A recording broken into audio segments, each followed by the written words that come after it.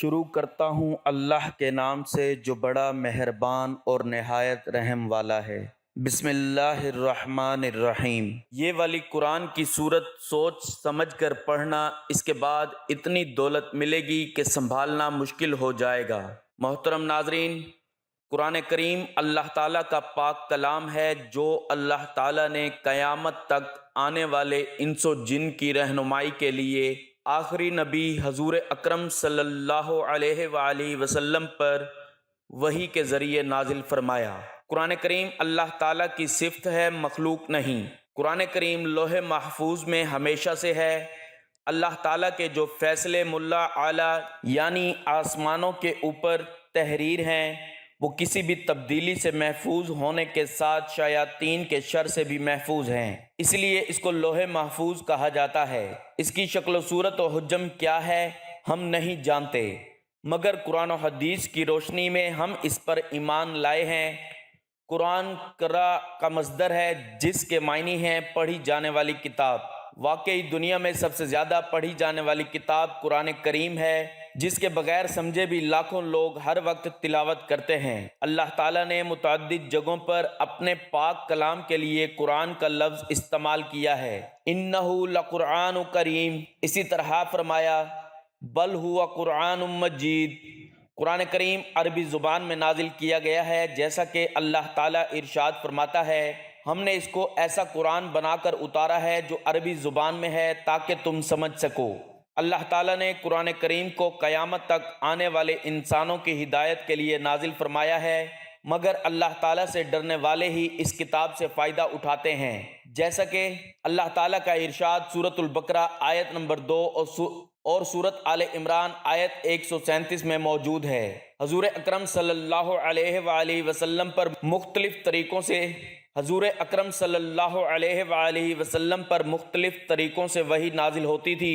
گھنٹی کی سی آواز سنائی دیتی اور آواز نے جو کچھ کہا ہوتا وہ حضور اکرم صلی اللہ علیہ وآلہ وسلم کو یاد ہو جاتا۔ جب اس طریقہ پر وحی نازل ہوتی تھی تو آپ صلی اللہ علیہ وآلہ وسلم پر بہت زیادہ بوجھ پڑتا تھا۔ فرشتہ کسی انسانی شکل میں آپ صلی اللہ علیہ وآلہ وسلم کے پاس آتا اور اللہ تعالیٰ کا پیغام آپ کو پہنچا دیتا۔ ایسے مواقع پر عموماً حضرت جبرائیل علیہ السلام، مشہور صحابی حضرت جبرائیل علیہ السلام اپنی اصل صورت میں تشریف لاتے تھے۔ بلا واسطہ اللہ تعالیٰ سے حضور اکرم صلی اللہ علیہ وآلہ وسلم کی ہم کلامی ہوئی۔ یہ صرف ایک بار معراج کے موقع پر ہوا۔ نماز کی فرضیت اسی موقع پر ہوئی۔ حضرت جبرائیل علیہ السلام آپ صلی اللہ علیہ وآلہ وسلم کے سامنے آئے بغیر آپ صلی اللہ علیہ وآلہ وسلم کے قلب مبارک پر کوئی بات القا فرما دیتے تھے۔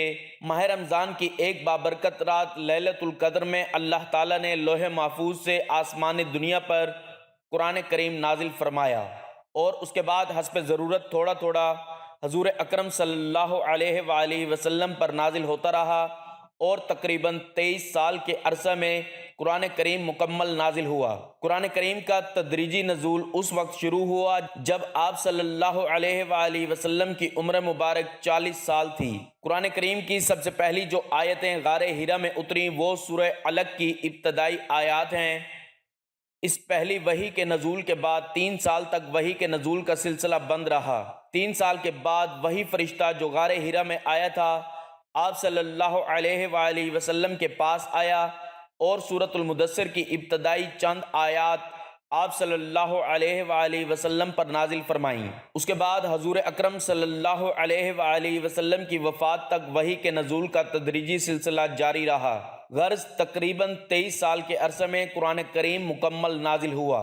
جیسا کہ ذکر کیا گیا کہ قرآن کریم ایک ہی دفعہ میں نازل نہیں ہوا، بلکہ ضرورت اور حالات کے اعتبار سے مختلف آیات نازل ہوتی رہیں۔ قرآن کریم کی حفاظت کے لیے سب سے پہلے حفظ قرآن پر زور دیا گیا، چنانچہ خود حضور اکرم صلی اللہ علیہ وآلہ وسلم الفاظ کو اسی وقت دہرانے لگتے تھے تاکہ وہ اچھی طرح یاد ہو جائیں۔ اس پر اللہ تعالیٰ کی جانب سے وحی نازل ہوئی کہ عین نزول وحی کے وقت جلدی جلدی الفاظ دہرانے کی ضرورت نہیں ہے، بلکہ اللہ تعالیٰ خود آپ میں ایسا حافظہ پیدا فرما دے گا کہ ایک مرتبہ نزول وحی کے بعد آپ اسے بھول نہیں سکیں گے۔ اس طرح حضور اکرم صلی اللہ علیہ وآلہ وسلم پہلے حافظ قرآن ہیں۔ چنانچہ ہر سال ماہ رمضان میں آپ صلی اللہ علیہ وآلہ وسلم حضرت جبرائیل علیہ السلام کے ساتھ قرآن کے نازل شدہ حصوں کا دور فرمایا کرتے تھے۔ جس سال آپ صلی اللہ علیہ وآلہ وسلم کا انتقال ہوا، اس سال آپ صلی اللہ علیہ وآلہ وسلم نے 2 بار قرآن کریم کا دور فرمایا۔ پھر آپ صلی اللہ علیہ وآلہ وسلم صحابہ کرام رضی اللہ عنہم کو قرآن کے معنی کی تعلیم ہی نہیں دیتے تھے بلکہ انہیں اس کے الفاظ بھی یاد کراتے تھے۔ خود صحابہ کرام رضی اللہ عنہم کو قرآن کریم یاد کرنے کا اتنا شوق تھا کہ ہر شخص ایک دوسرے سے آگے بڑھنے کی فکر میں رہتا تھا۔ چنانچہ ہمیشہ صحابہ کرام رضی اللہ عنہم میں ایک اچھی خاصی جماعت ایسی رہتی تھی جو نازل شدہ قرآن کی آیات کو یاد کر لیتی اور راتوں کو نماز میں دہراتی تھی۔ غرض یہ کہ قرآن کی حفاظت کے لیے سب سے پہلے حفظ قرآن پر زور دیا گیا اور اس وقت کے لحاظ سے یہی طریقہ زیادہ محفوظ اور قابل اعتماد تھا۔ تو ناظرین، ہمارا آج کا وظیفہ بھی اللہ تعالیٰ کی اس پیاری کتاب جو حضور پاک صلی اللہ علیہ وآلہ وسلم پر نازل کی گئی، اس میں سے ایک بہت ہی پیاری اور آسان سی صورت کا وظیفہ ہے۔ اس وظیفے کے بارے میں ہر شخص نہیں جانتا، لیکن جو امیر ہونا چاہتا ہے، غنی ہونا چاہتا ہے اور چاہتا ہے کہ اس کے گھر میں رزق اتنا زیادہ آ جائے کہ سنبھالنا مشکل ہو جائے، جو شخص اپنے حالات بدلنا چاہتا ہے، اپنی زندگی گزارنا چاہتا ہے، یہ مختصر سا اور خاص عمل کر لے۔ روزانہ آپ نے یہ عمل نہیں کرنا، صرف 3 دن یہ عمل کرنا ہے۔ اس کے علاوہ اگر آپ روزانہ بھی کرنا چاہتے ہیں کہ اس کے بہترین ثمرات، اس کی بہترین برکات آپ کو ملیں، تو روزانہ اس عمل کو کرنے سے آپ اپنی جاگتی آنکھوں سے اس کے بہترین انعامات دیکھ سکتے ہیں۔ دیکھیں، یہ ماہ ربیع الاول کا مہینہ برکتیں لیے ہوئے ہمارے پاس ہے اور ہم نے اس کی مکمل برکتیں حاصل کرنی ہیں، تو پھر اس عمل کو کرنا ہمارے لیے انتہائی ضروری ہے۔ جو شخص کہتا ہے کہ میں امیر ہونا چاہتا ہوں، میرے کاروبار میں برکت آئے، میرے رزق میں برکت آئے، مجھے کبھی رزق کی تنگی نہ آئے، وہ بندہ ابھی وضو کر لے اور وضو کر کے اس کو چلتے پھرتے پڑھنا شروع کر دے۔ سب سے پہلی چیز تو یہ ہے کہ آپ نے اس عمل کو کرتے ہوئے نیت کر لینی ہے۔ نیت کس چیز کی کرنی ہے؟ نیت آپ نے یہ کرنی ہے کہ باری تعالیٰ، یہ تیرے حبیب کی ولادت کا مہینہ ہے اور میں یہ عمل شروع کر رہا ہوں تیری رضا کے لیے، تو مجھے اس کے اندر کامیابی عطا فرما اور میرے گھر کو مال و دولت سے بھر دے۔ تو جو بندہ اس کی نیت کے ساتھ اس عمل کو کرتا ہے، اس کے گھر کو اللہ مال و دولت سے بھر دیتا ہے، پھر اس کو کسی کا محتاج نہیں ہونے دیتا۔ یہ اس عمل کی طاقت ہے، یہ اس عمل کا خاصہ ہے۔ اب سب سے پہلے آپ نے وہ اسم مبارک پڑھنا ہے جو بڑا خاص ہے رزق کے حوالے سے اور رزق کے لیے بڑا ہی اہم عمل ہے۔ اہم نقطہ بتانے لگا ہوں، دیکھیں 1-2 باتیں وہ ہیں کہ جن پہ آپ نے عمل کرنا ہے۔ یہ وظیفہ کرنے کے ساتھ ساتھ آپ نے 2-3 باتوں پہ عمل بھی کرنا ہے۔ وظیفہ بھی ساتھ کرتے رہیں گے، جیسے جیسے ان شرائط کے اوپر آپ کا عمل رہے گا تو آپ کے اس عمل کے اندر بھی تاثیر مزید بڑھتی جائے گی اور وہ آپ میں سے ہر شخص اس پہ عمل کر سکتا ہے۔ ایسا نہیں ہے کہ کوئی شخص یہ کہے کہ یہ والا عمل میں کر نہیں سکتا، یہ ہر کوئی کر لینے والا عمل ہے۔ دیکھیں، اللہ تعالیٰ نے ہر مہینے کی فضیلت عطا فرمائی، لیکن ربیع الاول کی بہت بڑی فضیلت ہے۔ یہ علماء اسلام نے بھی بیان فرمایا ہے کہ ماہ ربیع الاول کا مرتبہ باقی تمام مہینوں سے بلند ہے، حتیٰ کہ رمضان المبارک کی شان بھی اس مہینے کی شان سے کم ہے۔ وجہ یہ ہے کہ ماہ رمضان المبارک میں قرآن کریم اترا۔ اعلان باری تعالیٰ ہے، رمضان کا وہ مہینہ ہے جس میں قرآن اترا۔ ربیع الاول میں صاحب قرآن تشریف لائے، جن کی وجہ سے ہمیں یہ قرآن ملا ہے، جن کے صدقے ہمیں قرآن ملا ہے، اور وہ نبی صلی اللہ علیہ وآلہ وسلم تشریف لائے ہیں۔ تو پھر یہ مہینہ کتنی برکت والا ہے، اس کا اندازہ نہیں کیا جا سکتا۔ اب آپ کو اس عمل کو کرنے کے لیے وقت کی کوئی قید نہیں ہے، بلکہ آپ نے ایک خود ہی وقت مخصوص کرنا ہے۔ وہ رات کا وقت بھی ہو سکتا ہے، دن کا وقت بھی ہو سکتا ہے، جو آپ کو آسان لگے آپ اس وقت کا تعین کر لیں۔ یعنی کہ رات کو سونے سے پہلے کرنا چاہتے ہیں تو سونے سے پہلے کر لیں، صبح اٹھنے کے بعد پڑھنا چاہتے ہیں تو آپ اٹھنے کے بعد بھی پڑھ سکتے ہیں۔ یہ 2 وقتوں میں سے کوئی ایک وقت رکھ لیں اور صرف 3 دن مسلسل بغیر ناغہ کیے پڑھیں۔ آپ اس بابرکت مہینے میں ان سونی گھڑیوں میں اس عمل کو کر لیں۔ بس یہ اسی طرح اختصار کے ساتھ عمل ہے۔ اب سب سے پہلی چیز جو آپ نے پڑھنی ہے وہ یہ ہے، جو پڑھو اللہ خوش اور راضی ہو جاتا ہے، اس بندے پر اللہ پاک اس بندے پر راضی ہو جاتا ہے، خوش ہو جاتا ہے۔ اس کو رات سونے سے پہلے بھی پڑھ سکتے ہیں، جیسا کہ میں نے عرض کیا اس ترتیب کے ساتھ آپ اس کو پڑھیں گے۔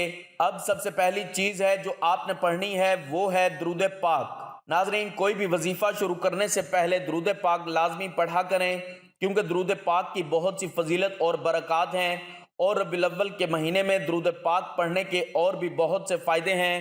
اسی طرح ایک مرتبہ میرے ساتھ بھی درود پاک پڑھ لیں تاکہ ثواب ہو۔ اللہم صلی علی محمد وعلی آل محمد کما صلیت علی ابراہیم وعلی آل ابراہیم انک حمید مجید۔ اللہم بارک علی محمد وعلی آل محمد کما بارکت علی ابراہیم وعلی آل ابراہیم انک حمید مجید۔ اب درود پاک پڑھنے کے بعد جو پہلی دعا آپ نے پڑھنی ہے، دل میں جو بھی رکھیں گے نا، جو بھی دل میں ارادہ کریں گے کہ میرا یہ ارادہ ہے، میرا یہ تصور ہے، میری یہ نیت ہے، آپ کو اسی طرح کا پھل ملے گا۔ یہ اس عمل کا اسلوب ہے، یہ اس عمل کی طاقت ہے۔ سب سے پہلی چیز کیا ہے کہ صرف اور صرف 7 مرتبہ آپ نے یہ تسبیح پڑھنی ہے، ان اللہ علی کل شیء قدیر، بے شک اللہ ہر چیز پر قدرت رکھنے والا ہے۔ صرف اتنے سے کلمات پڑھنے ہیں، رات کو پڑھ لیں تو کیا ہی بات ہے، دن کو پڑھ لیں۔ جیسے میں نے کہا، اگر رات کو پڑھیں تو یہ سب سے زیادہ بہتر ہے۔ صبح اٹھتے ہی آپ کا مقدر چمک جاتا ہے، اس بندے کی تقدیر بدل جاتی ہے۔ سب سے پہلی چیز، آپ ان کی ترتیب کو آپ نے خود یاد رکھنا ہے۔ میرا کام ہے بتانا، آپ کا کام ہے اس کو یاد رکھ کے اس پر عمل کرنا، اور اسی ترتیب کے مطابق آپ کو یہ عمل کرنا ہے۔ اس کے بعد اب جو آپ نے پڑھنے ہیں وہ صرف اتنے سے الفاظ ہیں، لا الہ الا اللہ۔ اس کے کلمات دیکھیں گے نا، آپ سمجھیں گے شاید یہ بالکل تھوڑا سا عمل ہے، مجھے کیا ہونے والا ہے، مجھے اس سے کیا ملنے والا ہے۔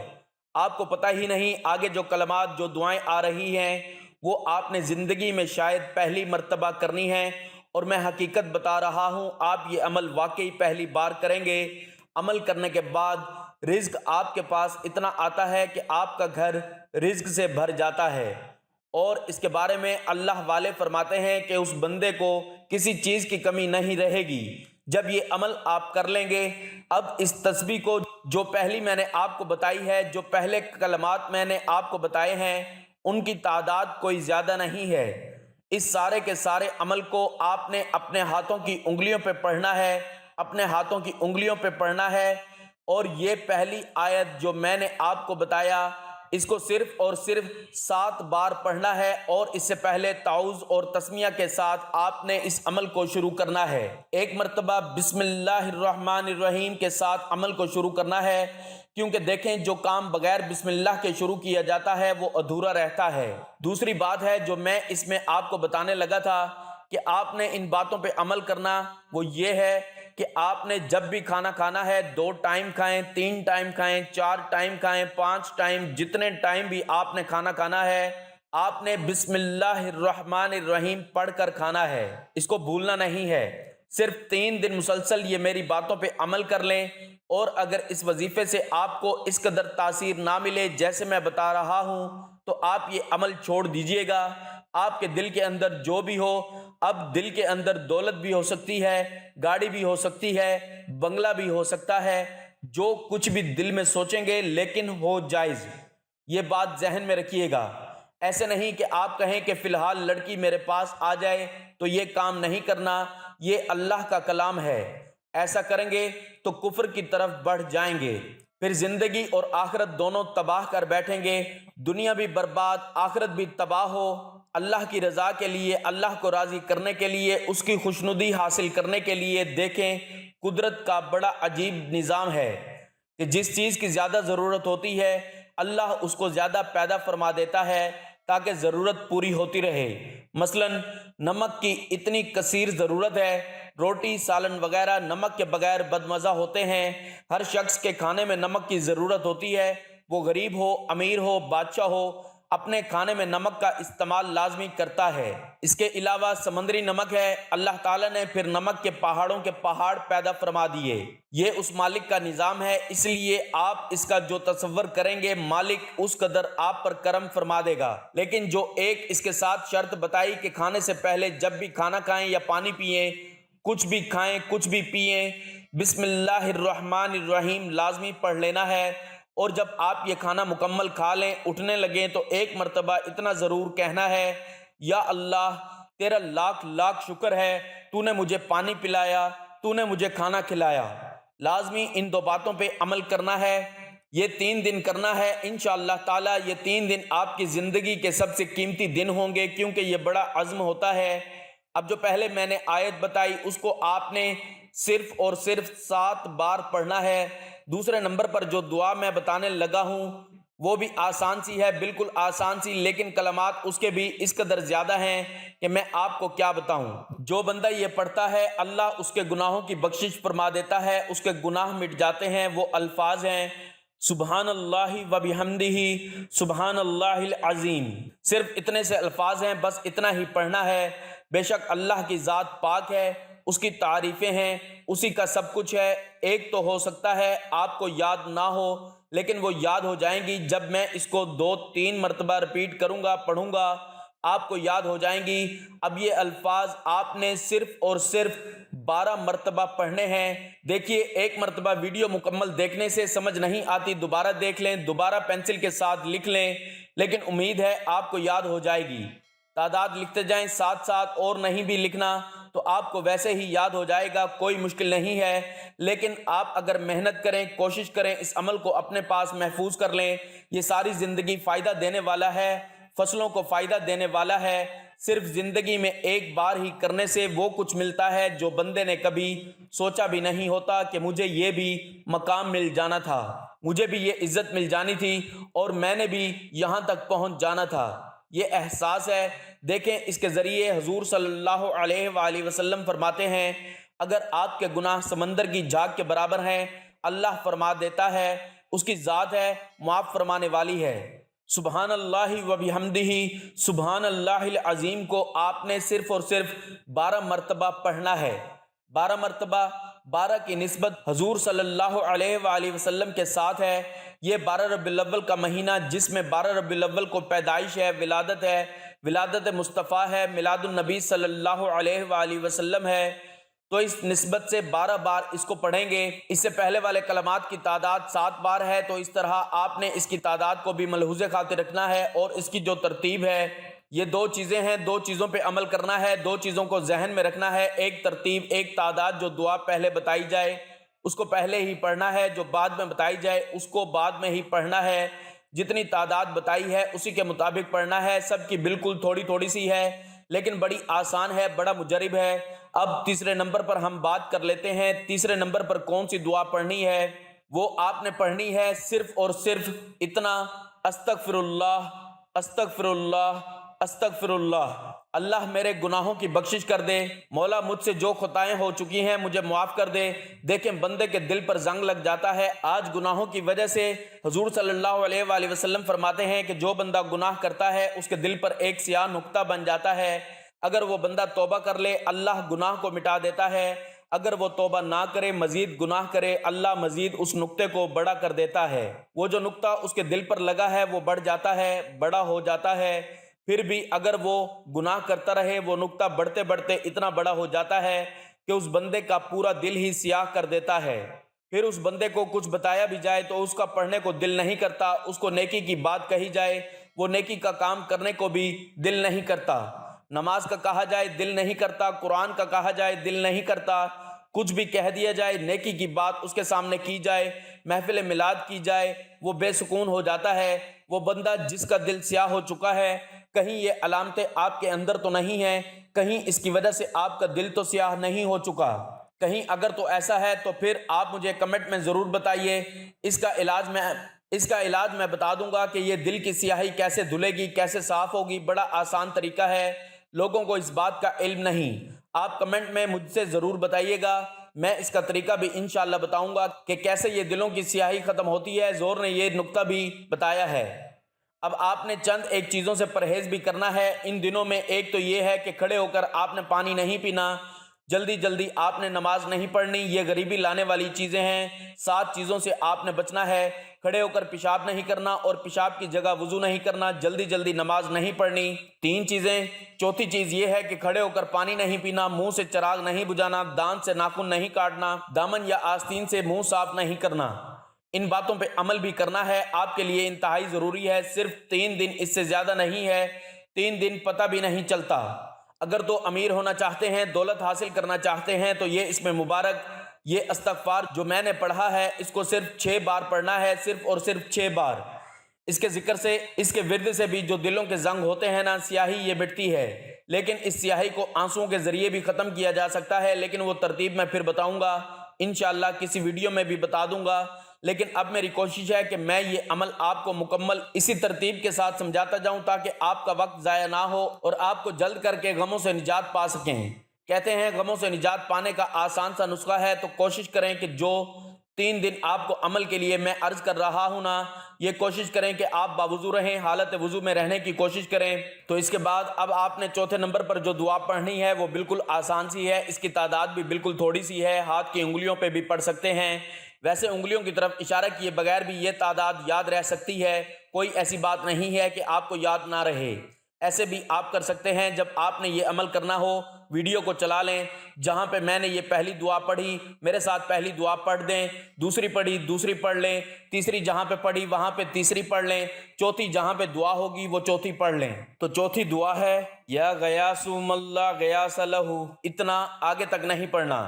دیکھیں جتنی جتنی بتا رہا ہوں اتنی اتنی ہی پڑھنی ہے، اس سے آگے نہیں آپ نے جانا۔ اس بات کو آپ نے ذہن میں رکھنا ہے کہ اس سے آگے نہیں بڑھنا، جتنی بتائی جائے اتنی ہی۔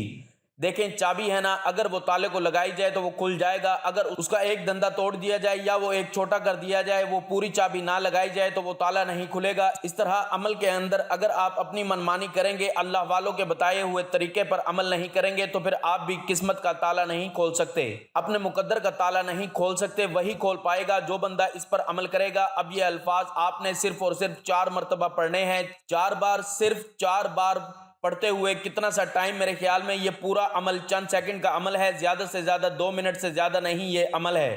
بس سمجھاتے ہوئے بتاتے ہوئے ٹائم لگ رہا ہے، کچھ چیزوں پہ عمل کرنا ہوتا ہے اور کچھ چیزوں کی ضرورت بھی ہوتی ہے، وہ آپ کو سمجھائی جائے، آپ کو بتائی جائے تاکہ آپ دیکھیں جتنا یقین کامل ہوگا، جتنا یقین پختہ ہوگا، اتنا ہی آپ کو اس عمل سے فائدہ ہوگا۔ بس آپ نے اس عمل کو جو میں نے کہا ہے نا کہ دل کے اندر اپنا مقصد رکھنا ہے اور وہ آپ کا عمل کے دوران مقصد ذہن میں ہی رہے، مقصد سے آپ نے ہٹنا نہیں۔ اس کے بعد جو دعائیں ہیں اس کو آپ نے صرف اور صرف 2 بار پڑھنا ہے، میں 2 بار ہی پڑھتا ہوں تاکہ آپ کے لیے آسانی رہے، آپ کو انشاءاللہ ظالموں پر بھی غلبہ رہے گا۔ کوئی شخص ہے کوئی بیماری کے اندر مبتلا ہے، اللہ اس کو بھی شفا عطا فرمائے گا۔ کوئی شخص غیبی مدد چاہتا ہے تو غیبی مدد ملے گی، اور انشاءاللہ کیونکہ اس کے اندر وہ الفاظ بھی موجود ہیں جو قید کا تالا خود کھول دیتے ہیں، تو قیدی کو رہائی کی نیت سے پڑھنا چاہتے ہیں تو اس نیت سے بھی آپ اس کو پڑھ سکتے ہیں، تو اس نیت سے بھی آپ اس کو پڑھ سکتے ہیں۔ یہ بڑا طبی نسخہ ہے، آپ کو بتا رہا ہوں، کیونکہ اس کلمے کی برکت سے نہ دینی دنیاوی ہر قسم کے مصائب اور مضر بیماریوں سے بھی بندے کو نجات ملتی ہے، ہر قسم کی مصیبت بھی دور ہوتی ہے۔ حصول مقصد کے لیے اس کو ہمیشہ اللہ والے تلقین کرتے ہیں کہ اس کو پڑھتے رہا کریں۔ اب جو دعا آپ نے پڑھنی ہے یہ ہے یا غیاث من لا غیاث لہ۔ یہ مختصر سی دعا لفظوں کی پھر ایک ایک لفظ کر کے سمجھانے کا مطلب یہ ہوتا ہے تاکہ آپ کو صحیح یاد ہو۔ پھر میں 2 مرتبہ پڑھ دیتا ہوں، 2 مرتبہ یہ پڑھنی ہے، 2 مرتبہ آپ نے صرف پڑھنی ہے، اور آخر میں جو پڑھنا ہے نا وہ بالکل اسی طرح چھوٹی سی صورت ہے، اس کی تعداد بھی ذرا سن لیں اور توجہ کر لیں۔ آخر میں پھر آپ نے سورۃ الکوثر پڑھنی ہے، انا اعطیناک الکوثر فصل لربک وانحر ان شأنک ھو الابتر۔ پھر آپ نے درود پاک پڑھنا ہے، اس کے ساتھ جو جو چیزیں 2-3 بتائی ہیں ان پہ عمل بھی کرنا ہے۔ یہ عمل انشاءاللہ آپ کی زندگی 3 دن کے اندر اندر بدل دے گا۔ رات کو کر کے سوئیں گے تو انشاءاللہ تعالی صبح آپ اس کے نظارے خود دیکھیں گے، صبح کریں گے تو شام تک، کہتے ہیں 24 گھنٹے کے اندر اندر یہ وظیفہ اپنا کام دکھا دیتا ہے۔ اگر دیکھنا چاہتے ہیں تو کر کے دیکھ لیں، آزمانا تو شرط ہے، بتا میں رہا ہوں، کرنا آپ کی ذمہ داری ہے، اور اس میں تاثیر اور طاقت میرا رب پیدا فرما دیتا ہے۔ جس کا جتنا اخلاص ہوگا اللہ اس پر اتنا کرم فرمائے گا، اس کو اتنا ہی زیادہ اس عمل سے نفع اور فائدہ پہنچے گا۔ اب آخری دعا جو ہے یا مسبب الاسباب، یہ دعا ہے آخر میں جو پڑھنی ہے.